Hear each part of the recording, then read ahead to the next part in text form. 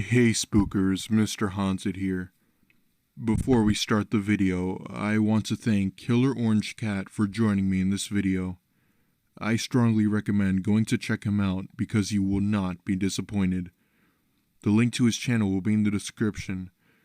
Also, there will be a Halloween special on Tuesday, which is Halloween, so you won't want to miss that. Now, let's begin.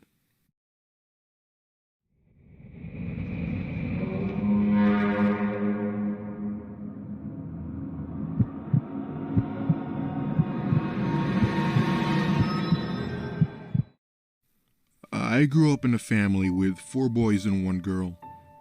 My sister was the oldest, and she was always left in charge of us when our parents weren't around.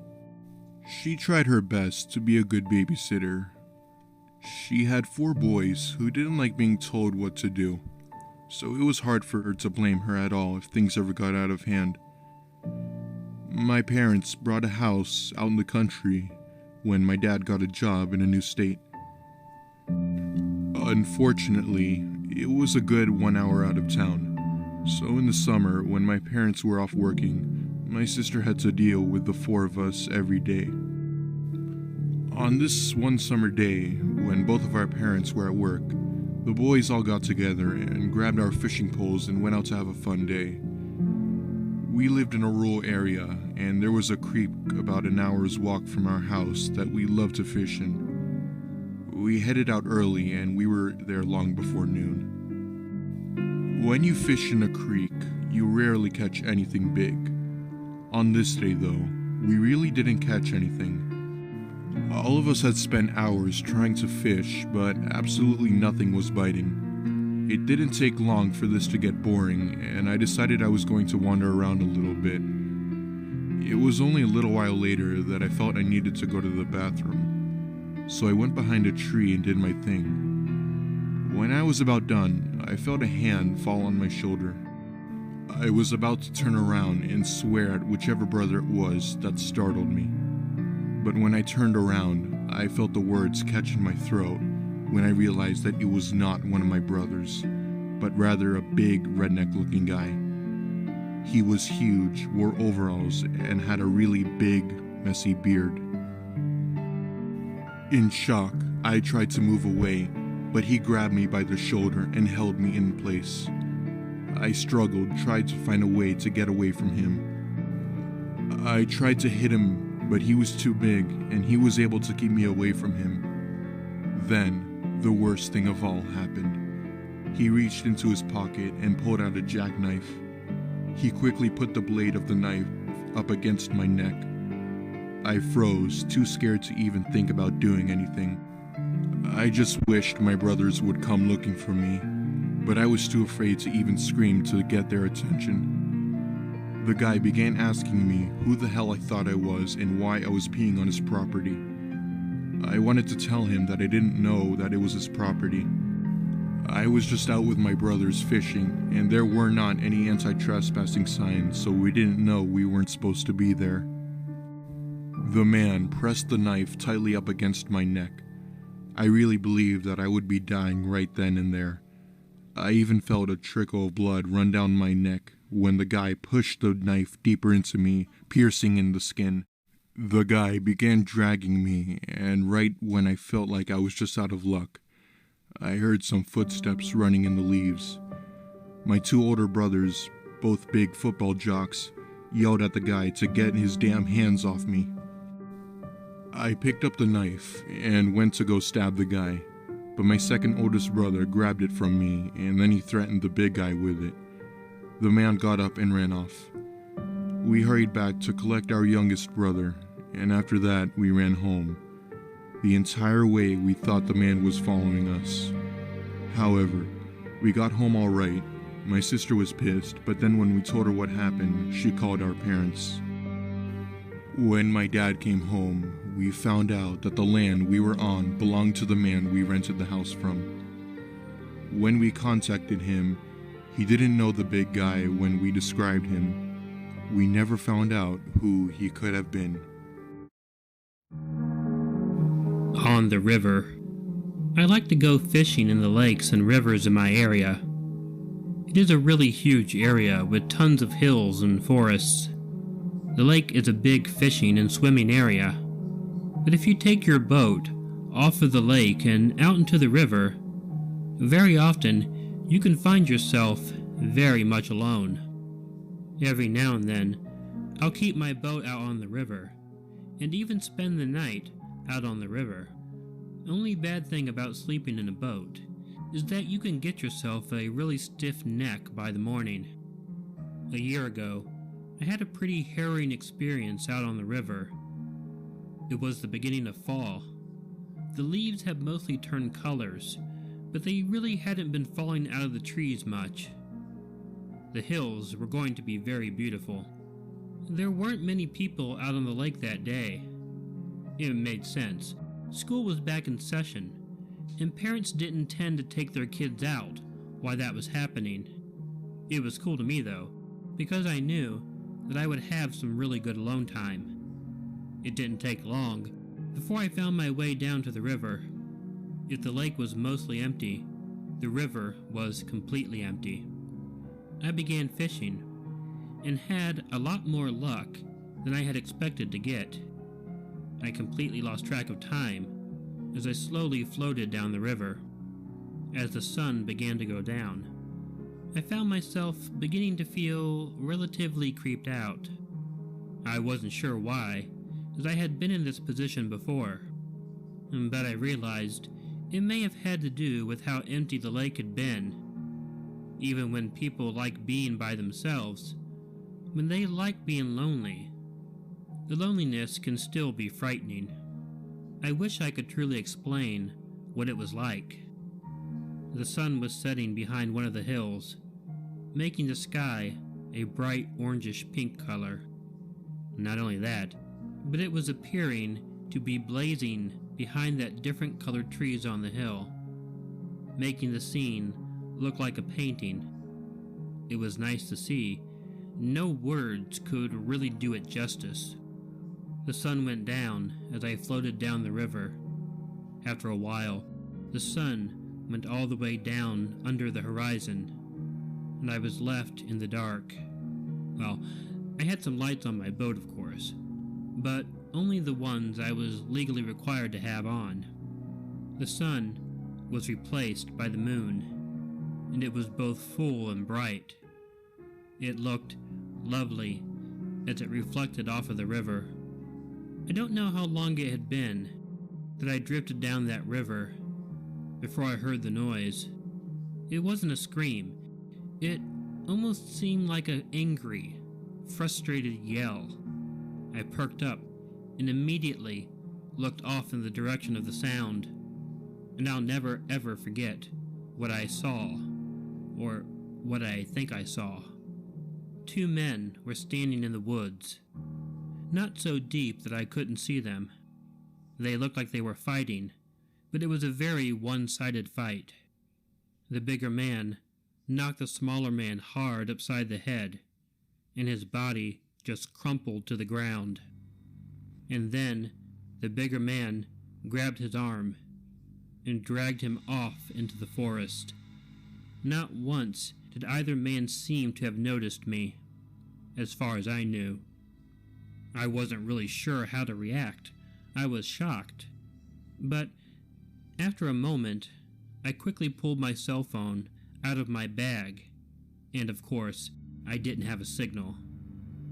I cursed a few times, but I took my boat to the shore and put down a marker so I would be able to find the area again.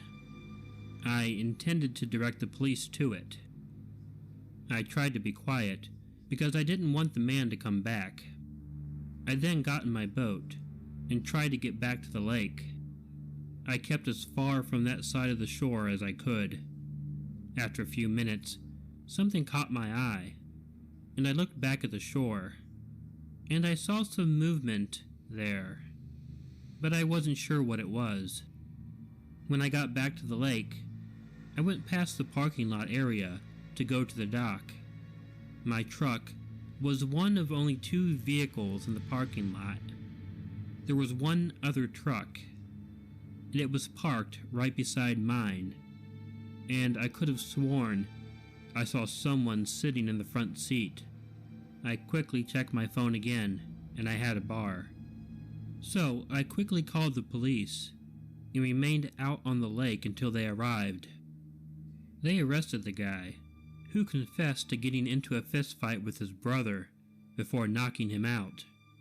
He had seen me in the boat and drove to the parking lot in order to make sure I kept my mouth shut. Fortunately, his brother was only injured and not dead, but the man was arrested, and I had to go to court for several months after that.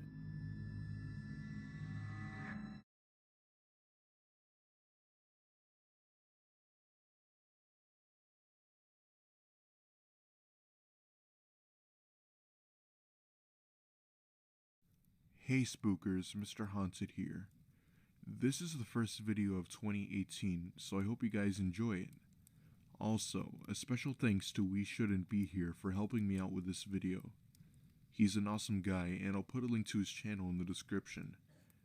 Now, enjoy the video, and let's begin.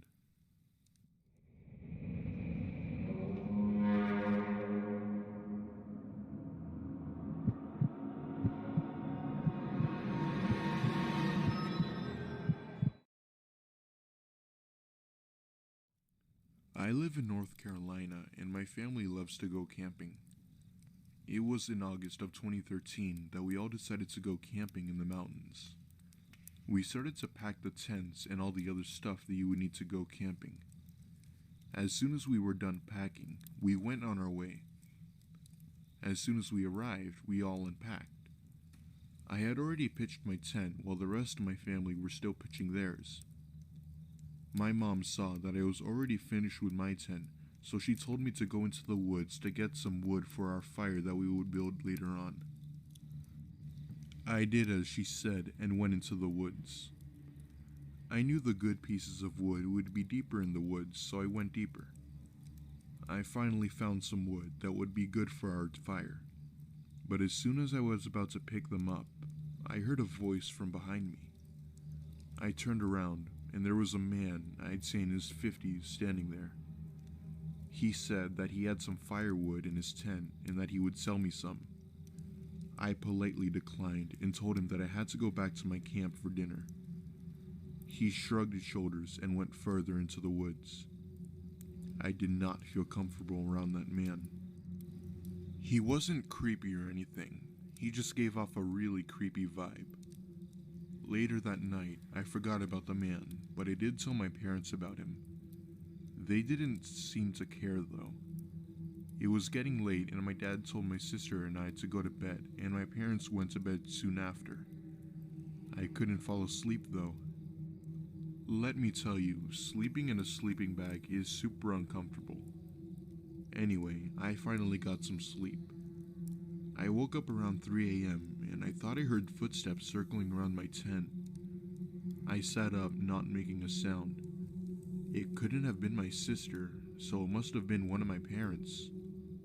I gathered up the courage and then said, "Dad?" The footsteps then stopped. Then, what happened next still haunts me to this day. I heard a familiar voice say, "Hey buddy, do you still want that firewood?" But before I could do anything, I saw the blade of a knife poke through the tent. I screamed for my parents, and my dad came out with his gun and fired a round. The man took off into the woods and was never found. We all decided to go home and cut the trip short.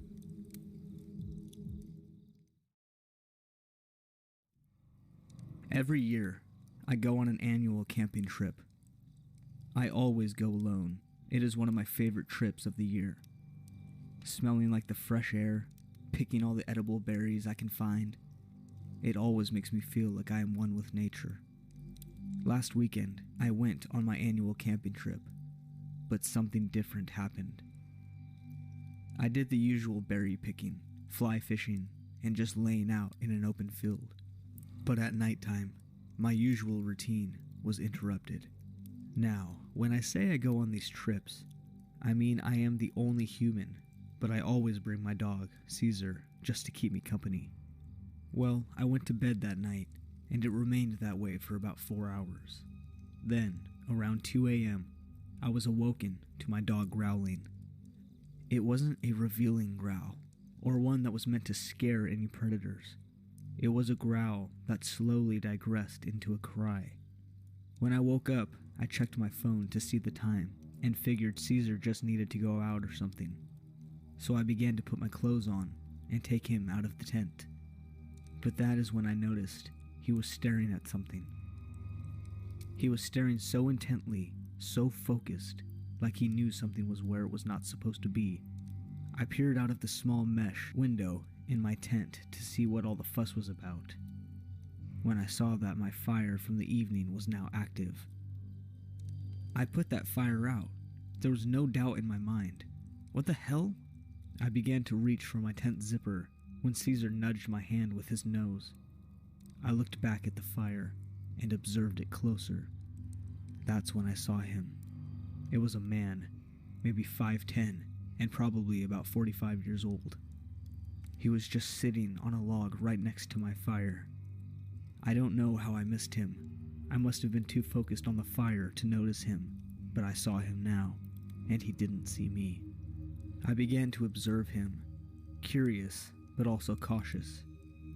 I wanted to believe that he was just a guy cooking a meal and camping like I was, and he just thought that this camp was idle. After a couple of minutes of observing him, I decided it was okay to get up and go talk to him, just to let him know that I was there too. But that's when he began to whisper. It wasn't to anyone in particular, and I couldn't make a word out of what he was saying, but he was whispering. No one was around him. He was talking to himself. After noticing this, I stopped myself from opening the tent and decided to watch him closer than I had before. I began to notice how he moved. It was different than a normal human's movements. His head twitched, almost like he was a squirrel, always on his guard, ready to pounce whenever. This fast twitching and solo whispering got me on edge. There was just something off about this man. As I was watching him, Caesar hit the side of the tent, and the tent began to make a rustling sound. The man looked over immediately, and once again, not like the normal human. When he noticed someone else was with him, he turned immediately towards our tent, way faster than any human I've ever seen. And the weirdest part was, he went from not knowing I was near him to making direct eye contact with me. When the tent moved, he turned and looked at me. Not the tent, not my dog, but me, straight in the eyes. I was immobilized with fear. I didn't know what to do, and that when he smiled, similar to all of his other mannerisms. His smile was not like any of another human. He smiled from ear to ear with out-of-place white teeth that didn't match his dirty exterior. The man turned the rest of his body, keeping his head that was first twisted backwards completely still so that his whole body was now facing me. He stood up and made this weird pose.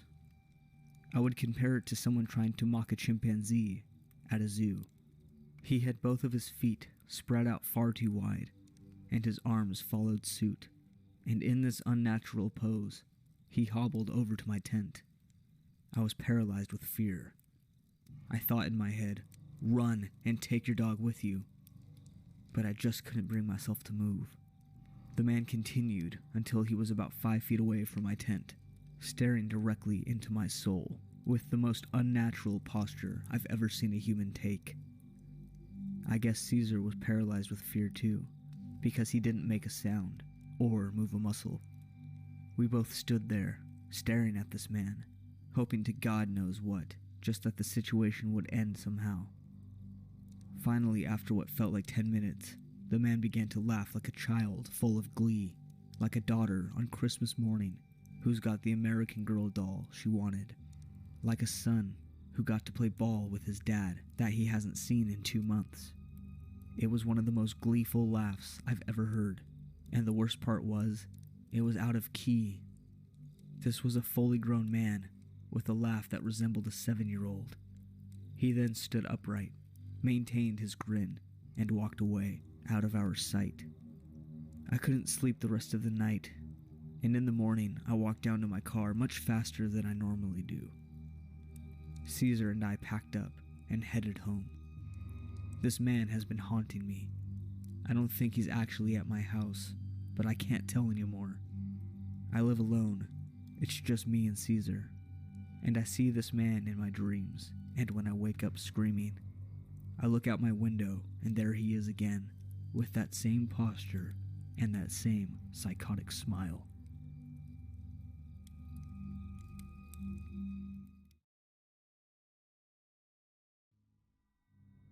It was November of 2015, and I had to go camping on a Boy Scout trip. We were going camping in a place called Camp Boone. Camp Boone was a small little campsite that no one really knew about. The camp seemed pretty nice and our troop seemed to like it. We unpacked and set up our tents. After we were all finished, we all split into our groups and we all were assigned to cook dinner. The scoutmasters did their own thing for dinner. Each group had a grub master. For those of you who don't know what a grub master is, it's basically a person in our group who is assigned to bring food whenever we have a camp out. So anyway, we started cooking burgers and then we ate. My friend Jacob and I finished eating before the other kids did, and we wanted to take a short hike through the woods to look around. We knew that our scoutmasters would say no, so we told them that we were going to the bathroom. So a few seconds later, we found a trail that led into the woods, and so we followed it. It was getting dark and I wanted to go back, but Jacob wanted to keep going to see what we could find. I didn't want to get into an argument with him, so I let him have his way. We walked the rest of the trail, and we were miles from the campsite. The trail ended, and at the end of the trail was a small little cabin. It looked worn down, and it looked like nobody had lived there for years. I already knew what Jacob was thinking, and I was actually interested. I figured we could film what was inside and show the rest of our troop.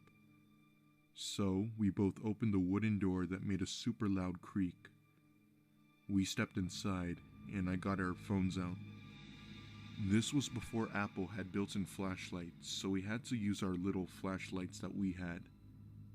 There was really nothing in the cabin at all, except for a chair and some furniture. We went back outside, and standing about 5 feet away was a man I'd say in his late 40s. We looked at him, and he gave us the most creepiest, unsettling smile I've ever seen. He then did something that would always haunt me. He reached into his back pocket, pulling out a knife. Jacob and I ran, screaming, not caring how much noise we made. When we got back to the campsite, the scoutmasters and police were there. They were all worried and sick about us, wondering where we have been. We told them what had happened to us. The scoutmaster sat us down and called our parents while the police went up the trail to try to find whoever that man was. Our parents came and both Jacob and I were in some major trouble. Long story short, the police never found the man, and my parents took me out of the scouts.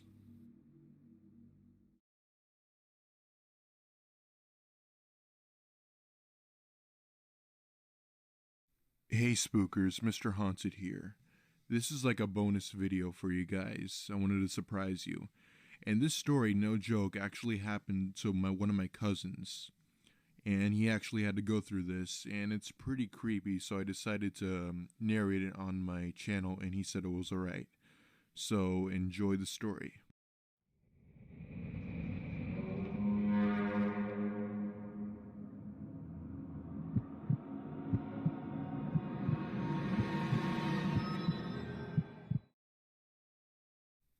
I was on eBay looking for the iPhone 6s because I had an iPhone 4S at the time and it was starting to break and it kept on shutting off.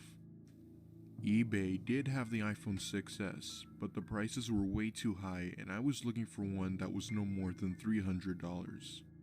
I then came across one. It was in good condition and it didn't have a single crack on the screen. Even though it had been used, it was still a good price, which was only $150. I thought I had lucked out. The seller had left their email in the description, and so I emailed them. The person emailed me back in about 30 minutes telling me how the phone was absolutely in perfect condition and that it only had been used when taking it out of the box, and that it was free shipping as well. Something seemed very wrong.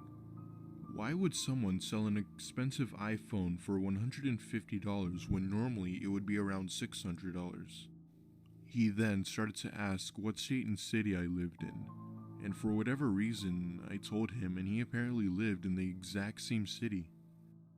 Alarms start going off in my head, telling me that buying this was a bad idea, but stupid me ignores the warnings in my head. He said that we could meet up somewhere instead of me buying it online and that he would take down the item. I asked him where would we meet up, and he said Wendy's and gave me the street it was on. But he said he could only do it after he got off from work, which was around 9. I told him it sounded good and told him I'd be there, and I didn't feel comfortable giving him my number, so we had to communicate on Instagram through direct message. Wherever that street was, it was about an hour away, which wasn't bad. So at around 7:30, I put the address on my GPS and I start to head out. About 45 minutes into the drive, I start getting a bad feeling that I shouldn't be doing this. I then ignored it and kept driving, and eventually my GPS told me I was there. The area I was in was old and run down, and it kinda gave me the creeps. And then I noticed something. There was no Wendy's anywhere. I start messaging him to tell him that I was here when I saw a pair of headlights coming towards me, and then the car stopped and a man stepped out of the car and said, "Are you the guy that I'm meeting to buy the phone?" Yes I am. He then said, "Alright, the phone is in the car in the back seat. You could go get it if you want and give me the money." Stupid me walks to the back seat of the car and I see something in the back seat, but it was not at all a phone. There was somebody with a mask looking at me. He was hard to see, but I could still see him. I had to get out of this situation, and running wasn't the best option. So I decided to act like I got a phone call from my girlfriend telling me that she had been robbed. I spoke on the phone saying something along the lines of, "Oh, hey babe, what's up?" I really wasn't talking to anyone, it was just an excuse to leave without being suspicious. I then said, "Oh, what, you got robbed? I'm coming immediately." I politely excused myself and got in my car and sped off. You may have thought that it ended there, but unfortunately, it didn't. Later that night, at around 12, I was getting ready to go to bed when I heard my phone ring. I saw that it was an unknown number, so I didn't pick up, thinking that it was a scam call or something. The next morning, I got a notification on Instagram. It was that guy. The message said, "Why didn't you pick up the phone?" At first, I didn't know what he was talking about, but then it hit me. He was talking about the phone call from yesterday. I blocked him, and I don't know how the hell he got my phone number. I don't know what his intentions were, but whatever he was planning on doing, he definitely was not selling any type of phone to me.